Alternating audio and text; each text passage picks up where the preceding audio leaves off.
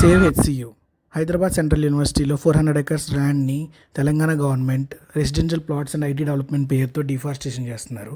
ఒక చెట్టుని నరికేయడం ఈజీయే, కానీ దాన్ని పెంచడానికి ఎన్నో సంవత్సరాలు పడుతుంది. అలాంటిది మీరు 400 ఎకరాల ల్యాండ్ని నరికేస్తున్నారు అంటే దానికి ఎంత టైం పడుతుందో ఊహించుకోండి.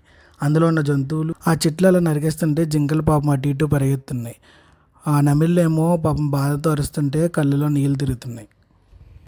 మీరు ఎన్నో ఏళ్ళ నుంచి ఉంటున్న మీ ఇంట్లోకి ఎవరో ఒకళ్ళు ఒక నైట్ వచ్చి జేసీబీలతో మీ ఇల్లు పడగొట్టేసి మిమ్మల్ని బయటికి గింటేస్తే మీకు ఎలా ఉంటుంది?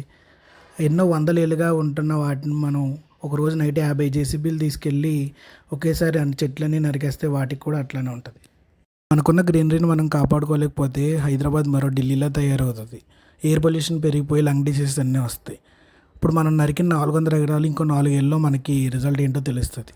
సో తెలంగాణ గవర్నమెంట్ దీని మీద ఏదైనా ఇమీడియట్ యాక్షన్ తీసుకుని ఈ డిఫారెస్టేషన్ అయితే ఆపేసి నేచర్ని అయితే ప్రొటెక్ట్ చేయాలని కోరుకుంటున్నాం. Save HCU biodiversity.